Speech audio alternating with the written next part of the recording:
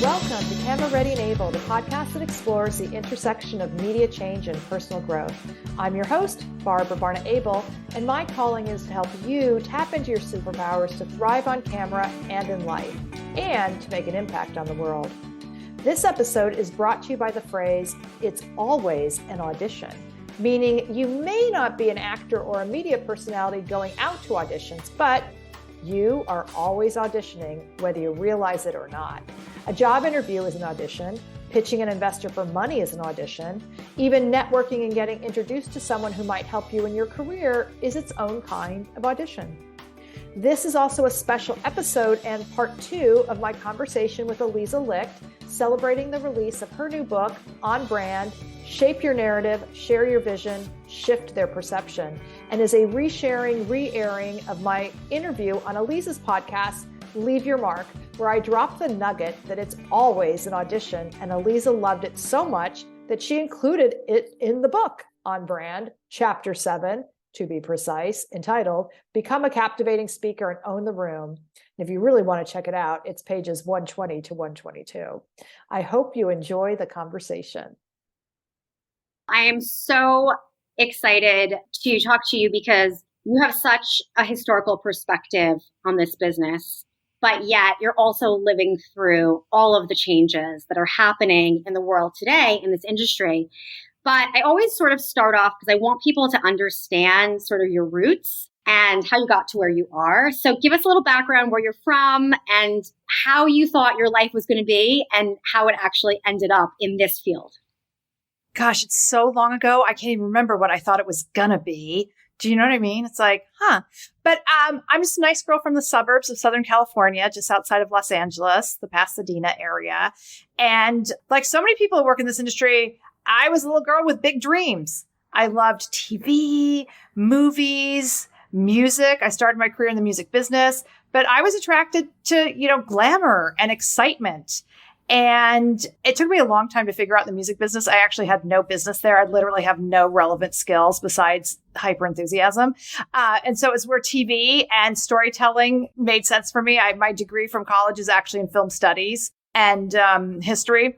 So all my talents actually coalesced when I landed at VH1, which was the intersection of music and television in 1990, which was an extraordinary time to be there in the heyday of MTV networks. And the world was wide open.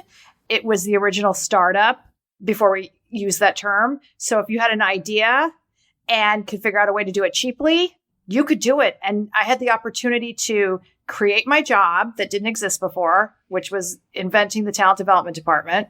Wait, I'm sorry. I have to stop you for a second. I need to fill in the blanks just a little because you did in college intern at Virgin Records. Oh my God, that was so great. I was their first college intern. So that was your first entree into music, right? Yeah, no, well, actually before that, friends and I had started a fanzine chronicling the LA music industry or whatever, the scene.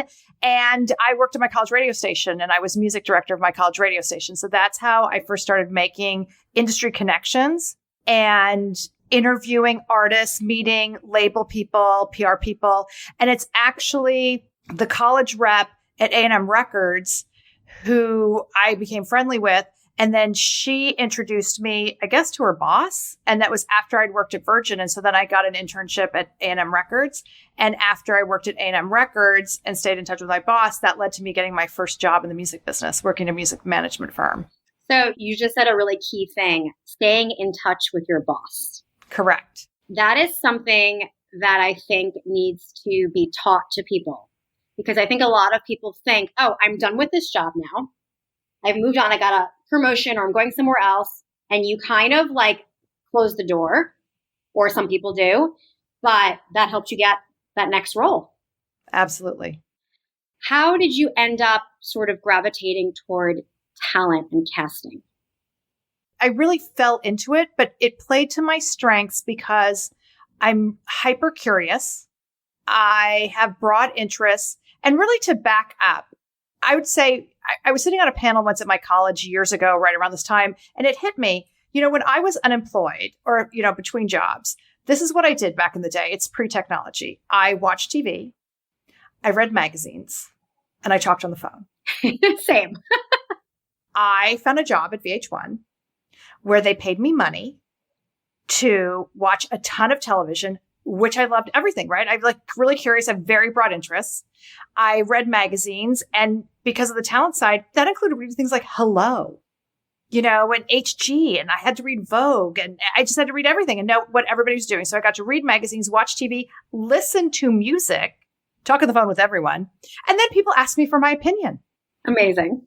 And so the other real thing, and I think it's relevant to your podcast, is I saw opportunity, because when I started at VH1, I was really hired to do actually a talent search. And the reason I got it was because I was friends with an executive producer. So that was a connection that brought me in. 2, I had talent industry experience because I had worked for a few years at a talent agency in Los Angeles. Okay. So I knew how the industry worked in a way that no one knew at VH1 at the time. And I knew the music business. So all those things were working together. And then I actually started producing, and I was hired as an associate producer, worked on specials, did all these great things. And I looked around me, and everywhere I looked, there was a talented producer.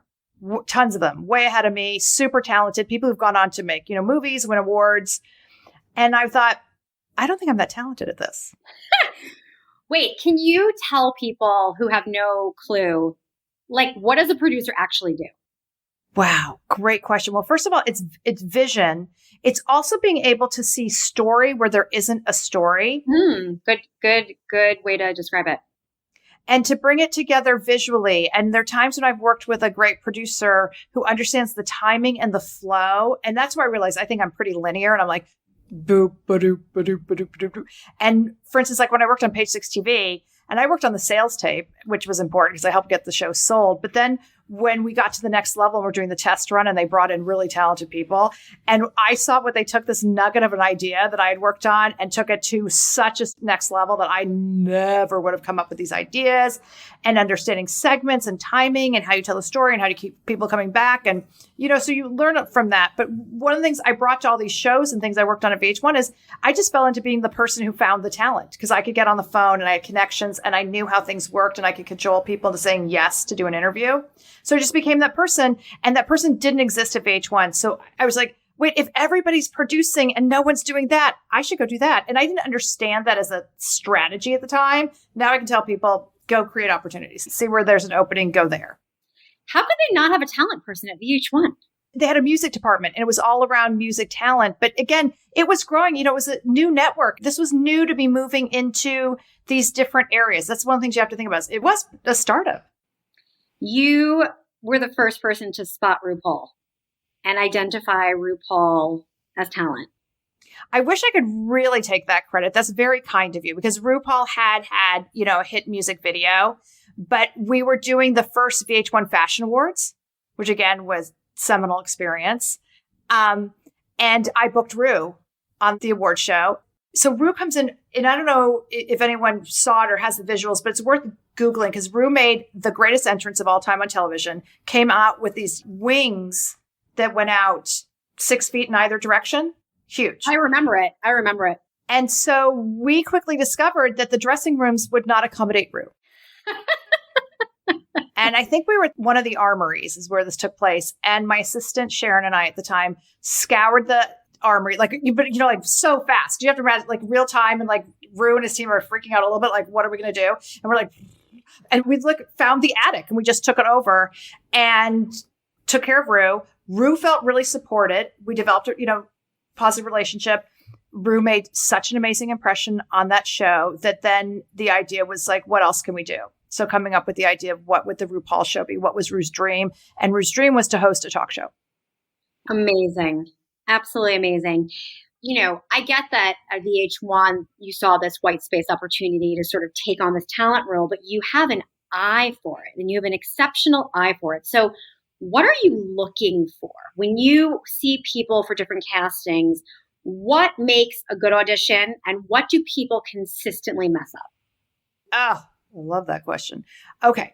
So the one thing to do well, regardless, is not to focus on getting the job, but to focus on making friends.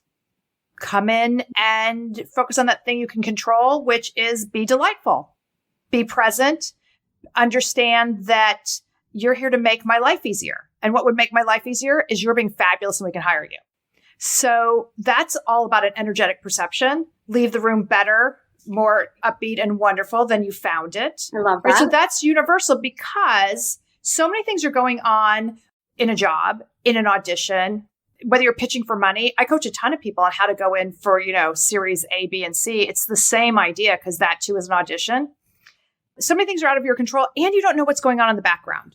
Like the decision might have already been made or the show's going to go away. But what happens if you're delightful and wonderful, we're going to remember you. And I might go tell somebody else. Or in the case of many people that I've cast, including Clinton Kelly, where he wasn't right for the first thing. And then when I got the call to do What Not to Wear, I, reached out to him. I said, hey, I'm doing something I think you'd be great for. And of course he was like, who are you again? And I was like, remember I met you at that other thing like a year ago? Oh, right. Thank you. That happens to me all the time. So I was going to say, so that's one of the things, right? Everything we do is a transference of energy. So you're really picking up on that. And how present are you? And it's okay to be nervous. It's a lot of different things, but that you're present and you're open and you're connecting, right? And so the big no, and it goes back to the same idea of like not staying in touch with maintaining relationships, is that you come in and think that it only begins when the red light goes on, or missing the idea if you're going for a job interview that don't you realize it started the moment you walked in the door and connected, if you were doing it in person, with the security guard downstairs. Every single person you come in contact with or walk by, that's all part of this process. And by the way, in the casting space, that's not an uncommon thing, old school, to send someone into the ladies' room to see, how are you behaving when you're not in front of me? Wow, that's so hardcore. I love it. Because you know what we want to know? What will you be like to work with? Not how will you do on camera, because that's obviously super important. But at some point, when you narrow down the choices, anyone we're choosing should be able to do the job. So the deciding factor can often be, do I want to be in a van with you for 13 weeks over bumpy roads in the middle of nowhere, shooting that incredible travel show that everyone wants to do? And if the answer is like, no, I think that they're going to be, pain in the butt and they're not very nice. And I remember seeing how rude they were to the security guard. You're not going to get the job. Wow, that was such an incredible lesson. I mean, honestly, for any job interview, period. The bathroom thing, though, that freaks me out. That is really something. Oh, things I've overheard in the stalls? Oh, yes. Oh, give us an example. Oh, yeah. They're just trash talking each other. That's actually an interesting thing to watch because women will be passive aggressive in a different way than guys when they're competing, who will try to one up each other. But I've seen people come out of an audition and tell people the opposite of what it is, just to throw them off. Oh, you mean like there'll be people in the waiting room? Yes. To go in. Wow. Or, you're looking good. Have you lost weight? I think things just to get into someone's head and make them feel insecure, throw them off their game. There are lots of, And we observe them. We're like, well, okay, it was nice seeing you because that wasn't very nice. So we don't want to work with you. Have you ever been in the middle of an audition and like if the person is really bad, do you let them go through the whole thing or you cut them off and say, like in the movies, you see them, like they stop them and they kick them out. Like, what do you do if it's like excruciatingly painful and you're like, no, this is not going to work? It is so hard to put yourself out there. Everyone gets to finish. Oh, I love that. I can't speak for what happens in the movies. Well, one, it's drama, but two, that I meant in scripted auditions because that's a different world. And you also have to think about the numbers and the time because, again, pre-pandemic, if you're doing episodic things shooting in New York and it's like, this is like small roles, guest spots, you can get 5,000 submissions for that. And you have a few days to work through it. So the numbers and the time crunch are different. But in our space, everyone gets to finish. Very respectful of how hard it is to walk out there and do your thing. So you're exclusively unscripted? Yes. I did a play once, but yes. Because again, the same thing in casting as I looked around when I started my business in 2001, I was the only person in New York doing what I was doing. Zero, only. It's a great way to start a business. For sure. Tell us about the difference between trying to break into this business in New York versus LA. Well, I love New York, of course. LA is my home, though, so I have a soft spot for it. But what happens is Los Angeles is a lot more homogenous. There's a ton more opportunity there because there's a greater volume of production. But with that, there's a greater sameness. So there can be a lot of pressure to conform. And a lot of people lose what makes them interesting. So one of the things you want to find that balance of meeting whatever the current standards are. But there's a reason, even on the acting side, how many actors, Matt Damon just said, I can't wait to move back to New York with my family. A lot of people come back because it's just where you find your edge and you're interesting and that thing that stimulates you. Mm-hmm. So breaking in New York, I mean, I'm going out on a limb here and it's, kind of cliche, but I feel like quirky personalities are more welcome here. Interesting characters more welcome here. And projects I've worked on over the years, especially back in the early days, I would get hired to actually bring a New York flavor. So one of the first things I did when I launched my business was season 2 of The Amazing Race. And they called me because they wanted New York flavor. New York flavor. I love it. So in your book, How to Get Your Foot in the Door, Television Hosting and Presenting, give me the top 3 lessons that you feel like this is the reason to read this book. Oh, thank you for asking. Well, there's a lot out there that talks about technique, which is really important. But the component I bring that I think is a little different in the work that I do is mindset. So my 3 pillars are mindset, technique, and practice. Because in my experience, many people focus either on the technique and never practice, mm-hmm. or they're practicing all the time and their heart's in the right place, but they're on a hamster wheel. Right? And not understanding why they're not getting anywhere. That's because you're just doing the same thing over and over again. So you're missing the idea of mastery, about being able to objectively look at what you're doing and understand, if I make some nuanced changes in certain areas, or being able to do a really productive self-audit and understand why. So part of it is that just understanding the 3 components, because mindset's really important. It's not only the things we think about in terms of coaching yourself through, but it is understanding that it's energy. It's also understanding that it's not one size fits all. It's a lot of other aspects that I talk about are understanding the industry and that it's not at all like it is on TV.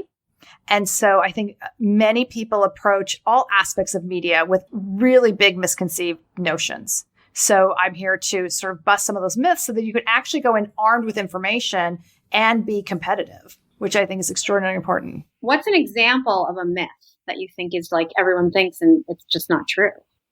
Well, I think one thing is people think, they'll watch The Real Housewives and think that the way to get ahead is by being, ball busting over the top character. And that's one thing, because it can succeed for you as your outward facing character.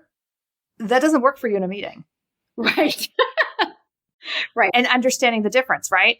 And so I often talk about Billy Eichner, whom I admire incredibly, and I'm so impressed with his career.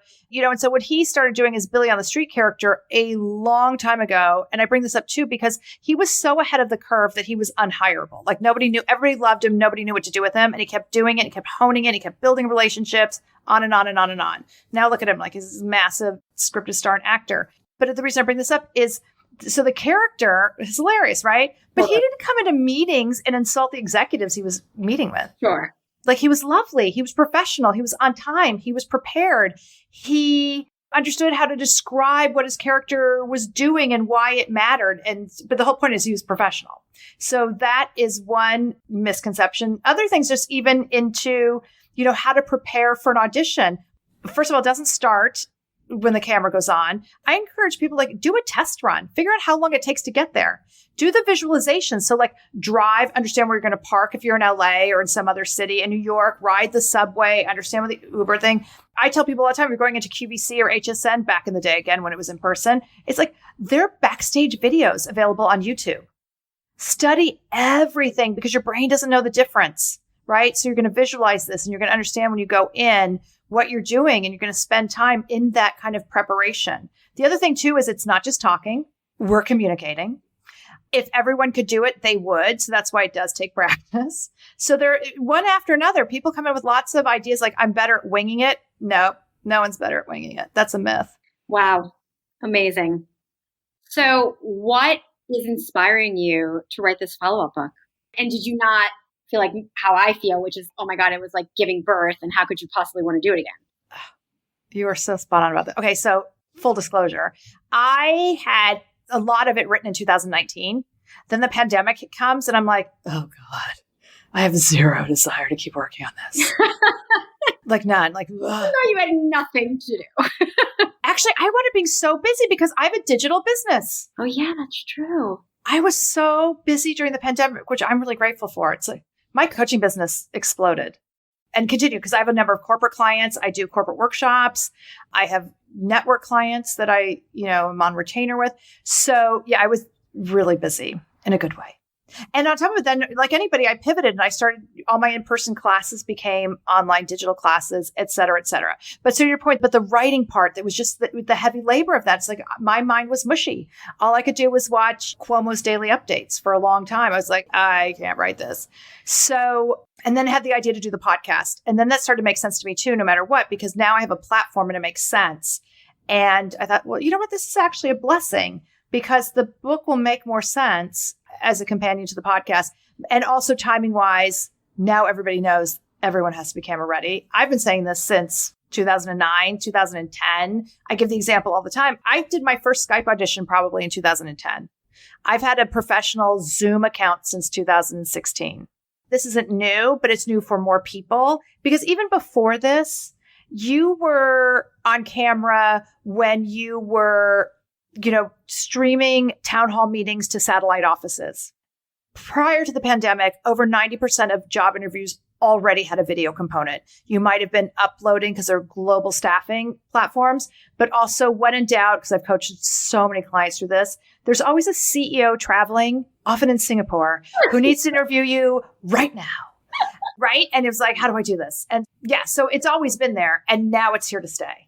It's so funny. I years ago interviewed for Louis Vuitton and it was literally, I got a phone call on like a Monday and they were like, can you come to Paris tomorrow? And I was like, okay. But nobody thought about video. I mean, there was no like, let's hop on a Zoom. And of course, you go, obviously, but it's amazing. I feel like that's the one good thing that came out of the pandemic that people realize like there's actually a lot that can be accomplished digitally. We don't have to like get up every 5 seconds and go running to every single meeting in person. Oh, absolutely. But I want to go back to what you just said, which was I said yes and I got on the plane. Yeah, I got on the plane. Because that's another example of something one can do that people don't always think about. So a big thing I encourage, especially young people, but anyone, is to have a savings account for your career, whatever that is. Whether you want to be a television host, but also if you want to use media to advance your career in any way, because obviously everyone needs to. So you want to be able to afford to take advantage of opportunities when they come up, right? Because often people say, no, I can't because I can't afford that plane ticket or I can't do whatever. So if you've saved money, yes, you can. And another example is too, sometimes it's to buy an expensive ticket to go attend something, to get in front of people. And I've seen that work where I've actually gone with a client, spent $250 for, really bad coffee and a stale croissant at the Core Club, but to get in front of a CEO and you're one of a handful. Smart. Now you're at the front of the line. And so you said yes because a lot of people say no. And also sometimes it's fear-based. But I got to tell you, Ted Allen, who's still on TV after all these years and has tons of books and TV series and et cetera since the original Queer Eye, he got himself on a plane multiple times to come in from Chicago and once even came in from vacation in Maine to go through the endless Queer Eye audition process. And the rest is history. He kept saying yes. That's amazing. I mean, I don't think I deserve any credit in this scenario because they paid for my ticket, but for everyone else listening, yes, definitely have it. Yeah, but you're a busy mom. You've got things going on. Of course. But yeah. No, your point's taken, but you can imagine it's like, well, Louie, I don't know. Tomorrow's not a really good day for me. What's next week like? Totally. I mean, you do have to make it easy for them, regardless, right? Absolutely. You need to move mountains. And I think that is a really good point. Tell us why you believe in why fit in when you can stand out. Because you have to stand out. But like, maybe this is a misconception, but I feel like people always assume they're looking for a type, right? They're looking for a certain type. They have ideas, like a brand filter for whatever this role is. So if you were outside of those parameters, do you not want to shape yourself to fit within what you think they're looking for? Or should you just be yourself no matter what? Okay, fantastic question. There's so much in there. So one is you can't appeal to everyone. If you're going to sit in the middle of the road, you're just going to get run over. So part of it in our hyper niche world is embracing, the more you embrace your niche, the more opportunity you create. Play to your strengths and be the most awesome version of you possible.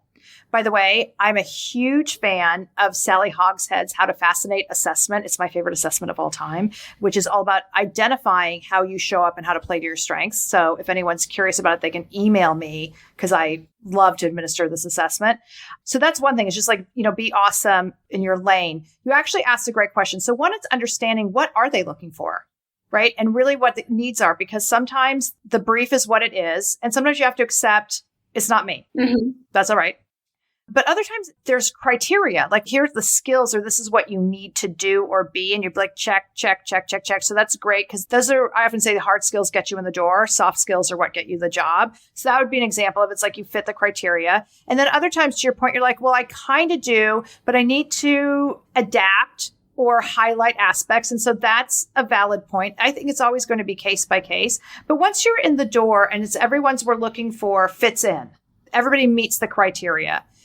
Now it's about how do you stand out, because it's all the ways that you stand out and provide value that give you a competitive edge and give you a chance to be hired for whatever that is, whether you want to work with a brand or it's a TV show, or you want to get you and your brand on, I don't know, QVC to have, giant sales through the roof.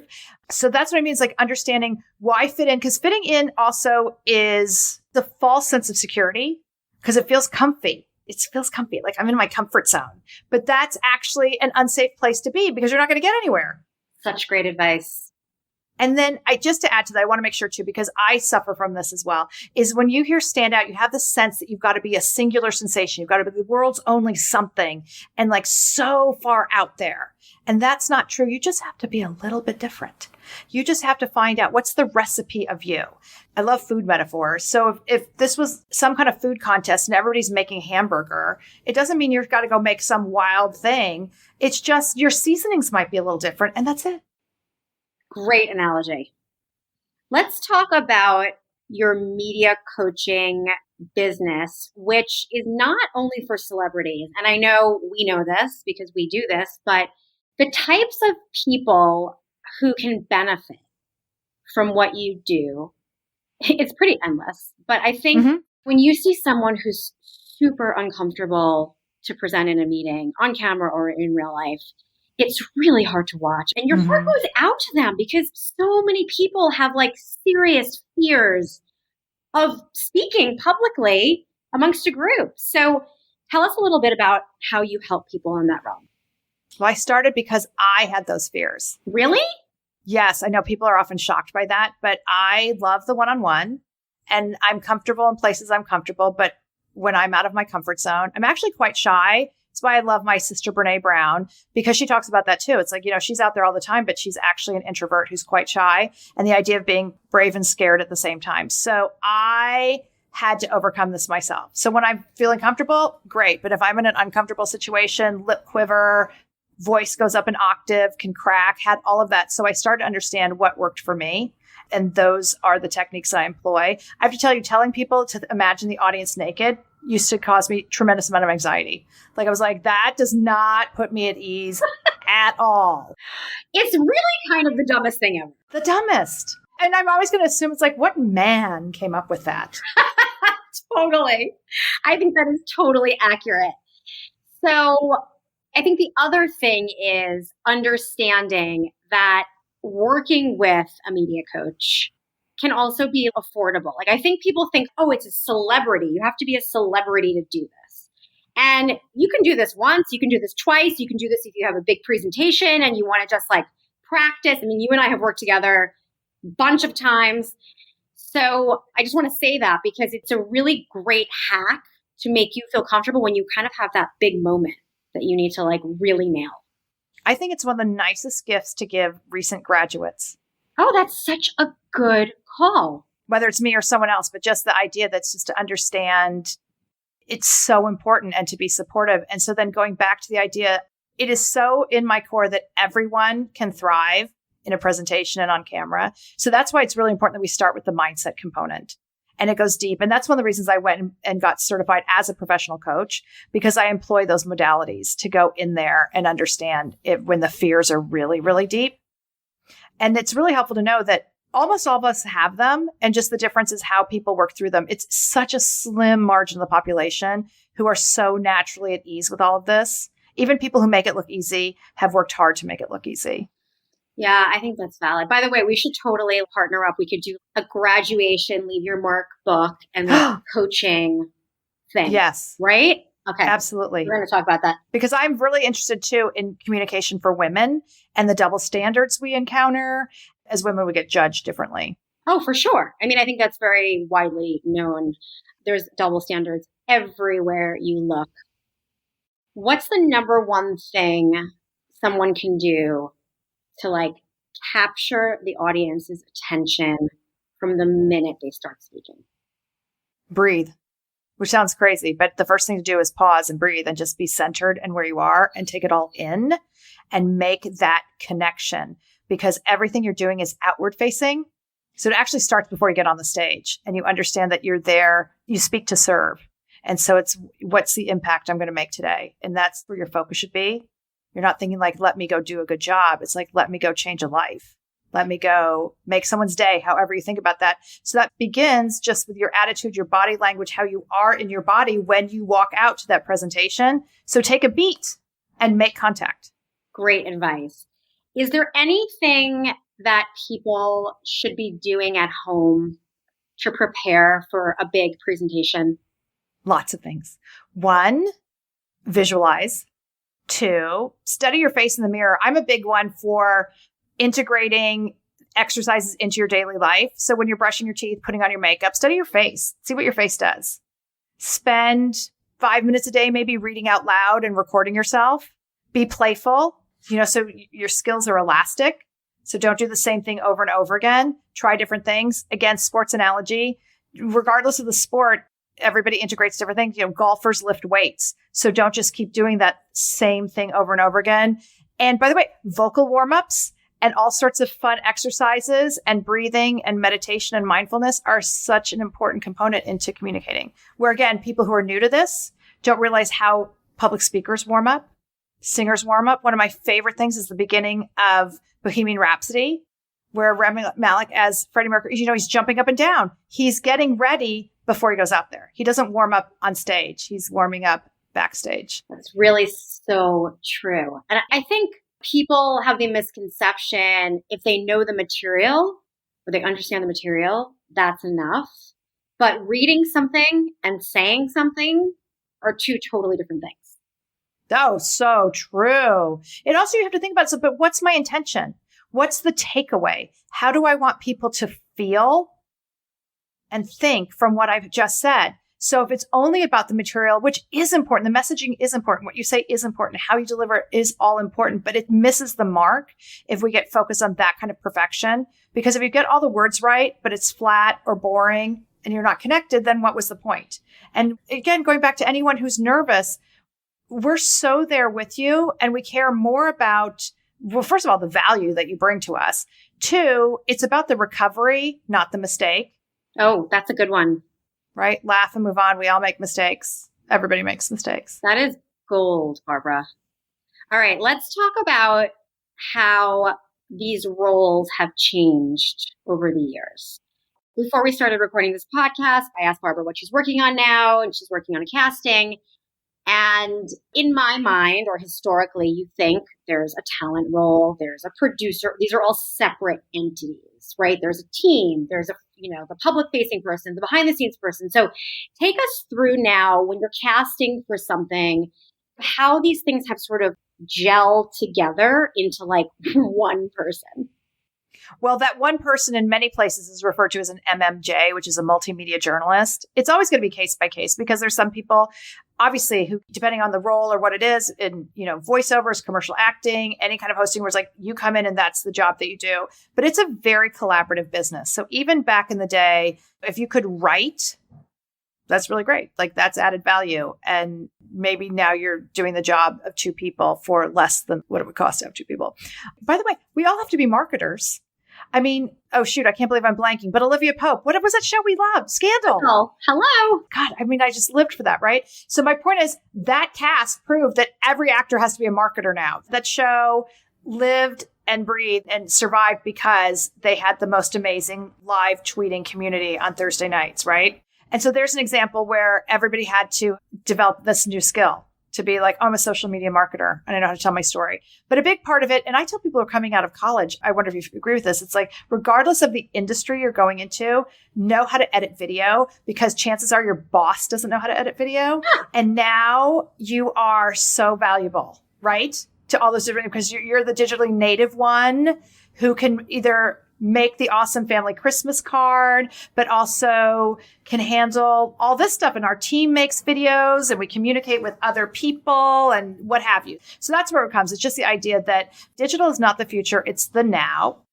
And it's what drives so much so that there is an expectation that talent can do most of it. Also behind the scenes, so much of the audition space, getting any kind of job is created through what's called self-taping. So your chances of getting hired escalate because you have a good camera, you understand lighting, you understand audio, and you can edit this very simple video. It makes all the difference. So it's an expectation that you do have these skills. And so something I'm working on right now that you were curious about, because it was an anchor, it's an on-camera position, but it's also producer-writer, someone who understands digital, but also can create stories, come up with ideas, understand where the stories are, and all the skills that we expect, be able to deliver information to camera, to be able to conduct an interview, be able to do analysis, and be fun and colorful doing it.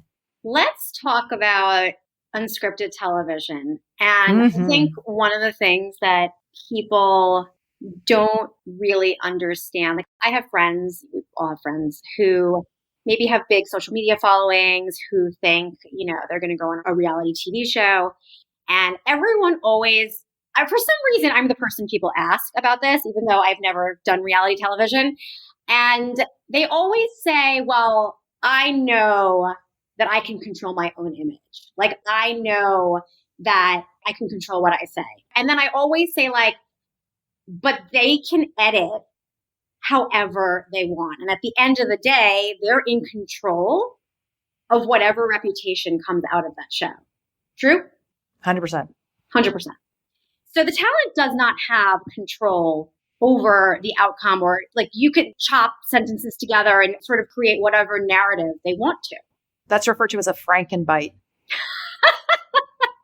I love that there's a name, a Frankenbite. That's also a big part of the casting process because we want to, move people forward. So you want to take the best of. So it's the idea that you Frankenbite the audition process, which is usually done via Skype.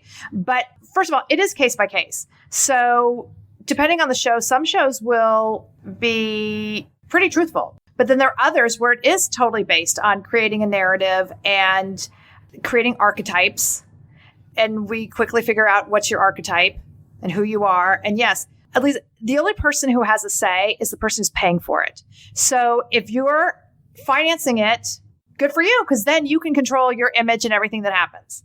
But until then, this is a collaboration and you've signed a lot. And the reason in my mind that you should be doing this is because you are promoting your business, whatever that business is. It's about brand building and putting yourself out there.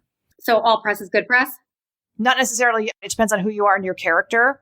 So it's a really challenging thing. If your identity is really built on being a nice person, you are a nice person. And then you couldn't control that. But for like the people we've seen succeed, and this really does come out a lot out of like, the housewife scenario and bachelors and bachelorettes and et cetera, and dating shows, it's big characters whose characters really built on not caring what people think. Right. That's a good point. Those are the people who succeed. It's a really good point. What is something that's exciting you right this minute? Oh my gosh. What's always exciting me is that there are always people making stuff. There's always someone somewhere. And I stumble on something, I'm like, that's interesting. I have to tell you, it's like so random, but I just bought one of those Himalayan salt orbs. Yeah. Do you know what those are? Yeah. Okay. Can I tell you how much I love it now to have this pulsating light of creativity in my office? So that's exciting me. Interesting books are exciting me. I need more good Netflix because I feel like there are no TV shows left for me to watch, which sounds ridiculous. I have recommendations. But do you ever get to that where it's like, oh, I've watched too much? But now the other thing that's really exciting me is seeing people again. Yeah. And I've had friends come into town and I've traveled. So, that is really what gets me wow. And then I'm also really excited because I've shifted a bit in my career and I'm developing projects that I have an equity stake in. And that really excites me creatively. So I feel so lucky every day. I mean, I love what I do. That's amazing. And how much of your sort of discovery in your casting side of things is done natively by you just like seeking out and searching people through Instagram or TikTok versus like a call to action for submissions or both? Oh, you know what? That's actually a great point. It's all of it. Right. And that's one of the things that is a little bit unique in my space and those of us who do this, which there are a handful of us, because we find people all over the place. So I've worked on projects where everyone who we chose at the end of the day came from some different pipeline. And it was a really fabulous branded campaign for a bank that I love doing. One person came through a contact. He's like a personal contact. Like I just sent out an email to everyone I knew, like anyone recommend. Another person found online. I mean, the same idea is like, did a search like, well, that's interesting. We just look for keywords like you're cool. And then, did the old, hi, you don't know me. I've cast things off of LinkedIn.